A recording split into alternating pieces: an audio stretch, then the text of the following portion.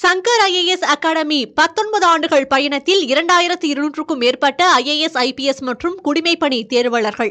உங்கள் IAS IPS கனவை நிஜமாக்க உடனே 7677666266 என்ற எண்ணிற்கு கால் செய்யவும். காங்கிரஸ் சட்டமன்ற குழு தலைவர் திரு செல்வ பெருந்தகை நம்மோடு இணைந்திருக்கிறார். சார் வணக்கம்.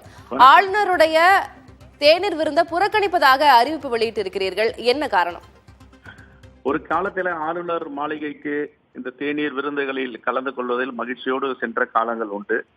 ஆனால் RN ரவி அவர்கள் எப்பொழுது ஆளுநராக வந்தாரோ அதிலிருந்து தொடர்ந்து தமிழ்நாட்டு நலன்களுக்கு எதிராகவும் தமிழ்நாட்டு வரலாற்றை திரித்து கூறும் விதத்திலும் தமிழ்நாட்டு மக்களுக்கு எதிரான அவர்களுடைய பண்பாடு, கலை, கலாச்சாரம் எல்லாவற்றையும் சீரழிக்கின்ற விதமாக அவருடைய பேச்சுகள் அமைந்து வந்தன. எல்லோருக்கும் இது தெரியும். அரசியலமைப்பு சட்டத்தின் பால் பதவி ஏற்ற ஒரு ஆளுநர், அரசியலமைப்பு சட்டத்தை பாதுகாக்க வேண்டிய ஒரு ஆளுநர் அரசியலமைப்பு சட்டத்தையே சிதைக்கிறார், வேலியே பயிரை மேய்கிறது என்று சொல்லுவார்கள். அப்படி ஒரு பொறுப்பேற்றுக் கொண்டு ஒரு கண்ணியம் குறைவோடு நடந்து கொள்ளுகின்ற ஆளுநர் விருந்தில் நாங்கள் கடந்த காலங்களில் புறக்கணித்தோம்.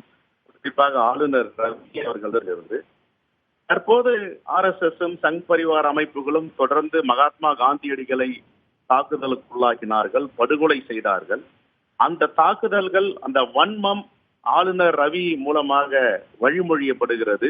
RSS முன்மொழிந்ததை நேற்று கூட அண்ணா பல்கலைக்கழகத்தில் கலந்து கொண்ட ஒரு நிகழ்ச்சியில 1947 மகாத்மா காந்தியடிகளால் சுதந்திரம் பெறவில்லை என்று ஒரு சர்ச்சையான பேச்சை பேசியிருக்கிறார்.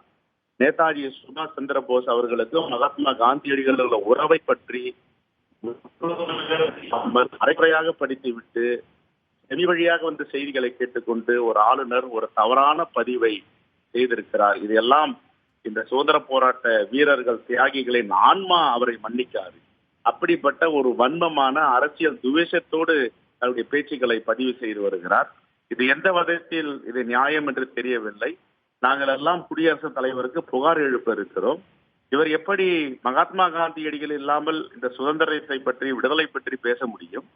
மகாத்மா காந்தியடிகளுக்கும் நேதாஜி சுபாஷ் சந்திர போஸ் அவர்களுக்கும் உள்ள உறவை எப்படி இவர் சீர்குலைத்து அதை இந்த தலைமுறைக்கு தவறாக எடுத்து செல்ல முயற்சிக்கிறார் என்றால், இவர் RSS சங் பரிவார் என்னென்னலாம் முன்மொழிகிறார்களோ அதையெல்லாம் வழிமொழிகின்ற ரவியாக இருக்கிறார்களே தவிர ஆளுநர் ரவியாக இவர் செயல்படுவதாக எங்களுக்கு ஒன்றும் புலப்படவில்லை, தெரியவில்லை. ஆளுநர் ஒன்றை மட்டும் புரிந்து கொள்ள வேண்டும். நேதாஜி சுபாஷ் சந்திர போஸ் அவர்கள் அகில இந்திய காங்கிரஸ் கமிட்டிக்கு தலைவராக பொறுப்பேற்று வெற்றி பெற்றார்.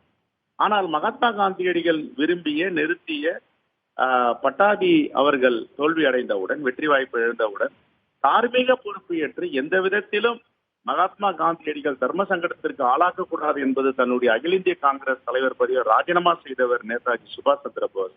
அப்படி அவரை சீர்தூக்கி பார்த்தவர், மதித்தவர் மகாத்மா காந்தியடிகளை. இந்தோனேஷியா விடுதலை போரில் வெற்றி விழாவிற்கு போகும் பொழுது கூட அறவழியில் எப்படி போராட வேண்டும் என்று எங்கள் தலைவர் மகாத்மாவிடம் கற்றுக்கொண்டோம், இப்படியெல்லாம் பதிவு செய்திருக்கிறார்.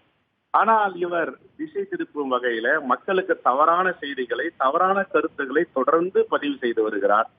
தமிழ்நாடு என்பதை தமிழ்நாடு என்று சொல்லக்கூடாது, தமிழகம் என்று சொல்ல வேண்டும் என்று உபதேசம் செய்கிறார். எவ்வளவு பெரிய தியாகம் செய்திருக்கிறார்கள் இந்த தமிழ்நாடு என்ற பெயரை பெறுவதற்காக.